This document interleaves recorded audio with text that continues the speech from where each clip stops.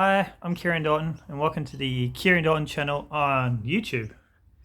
I'm good, thanks. How are you?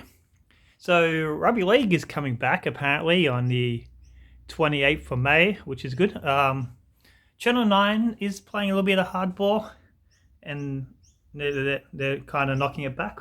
But, if they don't want it, I'm sure Channel 7 will happily take it off them, which will probably be better because there's a few Channel 9 commentators that pee me off. Channel 7 do a good job with the AFL.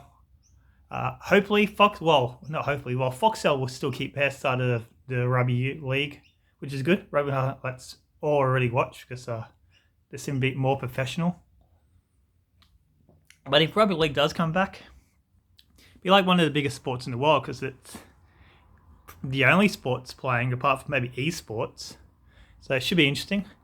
But if it does come back, players will have to be in quarantine, possibly in New South Wales, which a few Queensland players aren't too happy about, and probably Melbourne players as well, which is fair enough. But the biggest problem would be New Zealand, and the New Zealand Warriors, where they will have to fly over, be in quarantine for 14 days, and fly back. That's even if they're allowed to fly back. But the Warriors can't play. If their players can't come over, the Warriors could just borrow a bunch of reserve grade players and fill that team. I mean, couldn't be any worse than the current Warriors team, apart from maybe the Titans. But I'm going to go as far as to say I reckon the Titans have a better team form-wise than the Warriors. When the season comes back, see if I'm right or not. But it got me thinking, so Rugby League's coming back. Rugby Union is in all kinds of problems, like financially. Their CEO just stood down. They might be losing their Foxtel TV rights, which would be bad. And because Super Rugby's, 5 countries? Australia, New Zealand, South Africa, Japan for this 1 year, and there you go, and Argentina. So 5 countries. So they can't really fly. They can't really do that competition. So Rugby Union Australia is thinking of doing a domestic comp, which they should do. They should. I've been saying this for ages. Get out of Super Rugby.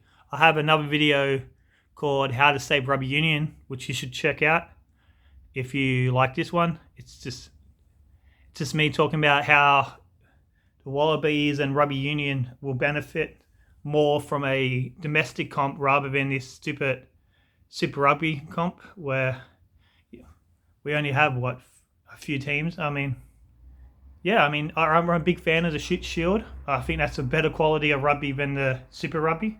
Super Rugby is just kicking constantly, followed by knock-ons. But it got me thinking, and this is just hypothetically. It's never going to happen. This is just me thinking hypothetically. If Rugby Union doesn't come back this season, it will come back. I mean, even though it's kind of bankrupt, I still don't think it will fade away. But anyway, so if Rugby Union doesn't come back this year, and the Warriors for some reason can't play in the comp, I think there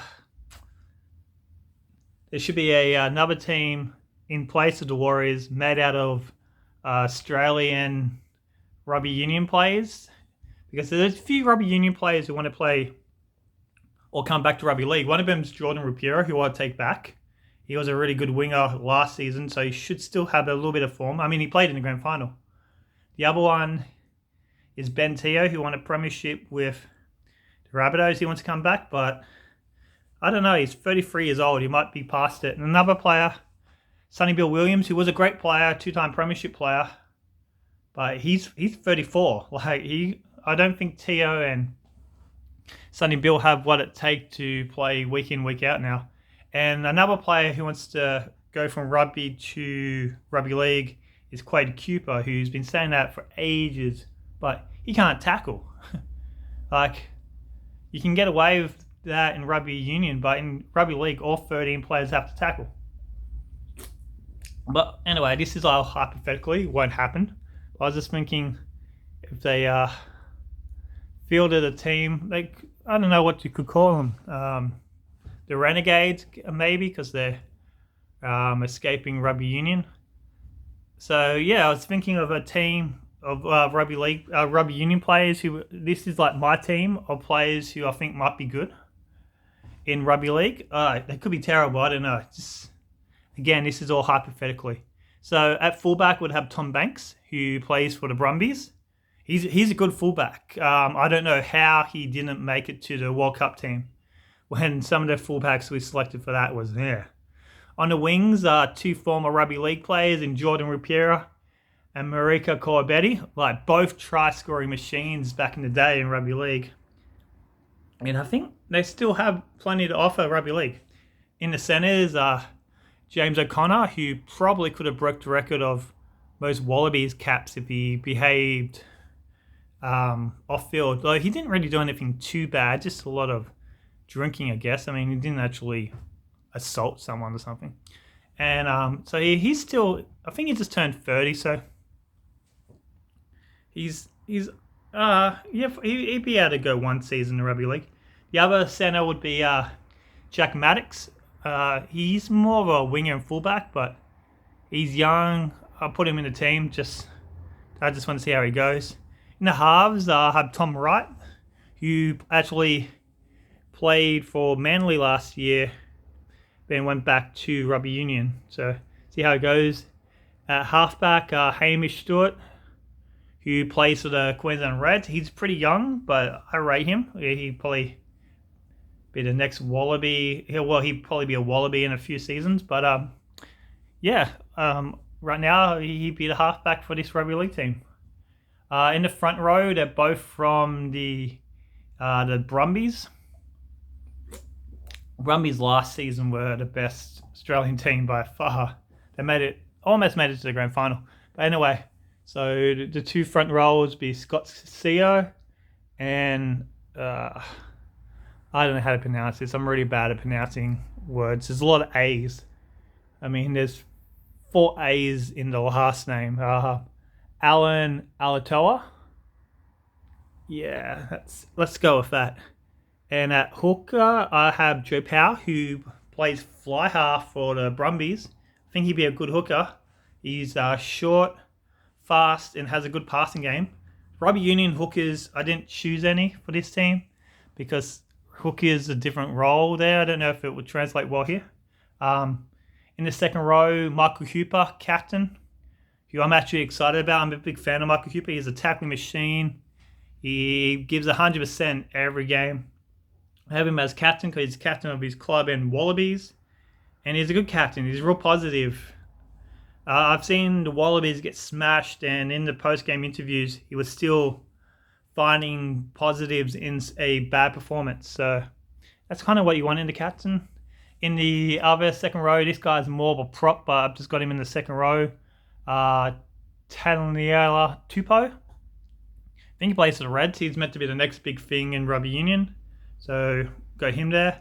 At lock, another former rugby league player. He played for the Parramatta Eels in Tepepa Moroa. I think I might have mispronounced that. But yeah, he played rugby league last year, so he should still have a little bit of league form in him. On the bench, I had Quade Cooper. You know, he can't tackle, but he might be the X factor. He can maybe come on the field for 15 minutes to see if he can set something up. The other two players is Ben Teo and Sonny Bill Williams. I don't know if Sonny Bill Williams' paycheck or ego would let him be on the bench, but those two players, I think, are too old to play 80 minutes or 60 minutes, you know. I would bring them on at the end of the first half, take him off halfway through the second half, then bring it on with 10 minutes to go. I think that's the most beneficial they're going to be. I don't especially Sonny Bill, who has a history of injuries. I don't know how he will go. Has 34 years old. And the last player I have on the bench is David Pocock, who he was great a few years ago. His form's been lacking at the moment. You know, he's 31, 32. I think the problem, I like David Pocock. He seems intelligent, and he is one of the few players you could probably have a conversation with outside off the field at a pub. on topics which isn't sport. You know, he seems pretty educated and he's up to date with. He's the guy who I think he chained himself to a tree or steamroller protesting logging. But anyway, I think the problem with David, like, I don't know if David Pocock could survive a whole rugby league season. He's the player who took a year off so his body be right for the World Cup next year. I mean, that's a bit weird. And Rugby Union agreed to it. But I think the problem with David Pocock is he seems too muscly. Like, he's too bulky. Even for Rugby Union, I thought he was too muscly, too bulky. Which kind of sounds weird, but, you know, like, you can be too muscly to play rugby league and rugby union. I mean, it's like bodybuilders or weightlifters. You know, yeah, they can lift, but they can't do anything else. Like, I could probably outrun these Mr. Universe people, you know? And I'm already out of form. I'm already slow. But, yeah, all because, like, you're muscly and you can do weight doesn't mean you're fit enough to play rugby league or that. Yeah, that's my team. It's not going to happen. I just find it interesting. There's no sport on TV, so I got all these crazy scenarios. And, like, hopefully rugby league comes back. I miss it. And hopefully AFL comes back soon as well. And the NBA, because I really like the Milwaukee Bucks' chances of winning this year. And, yeah, next year they might not have the same spark. Yeah, that's it. Thanks for watching. I'm Kieran Dalton. Out.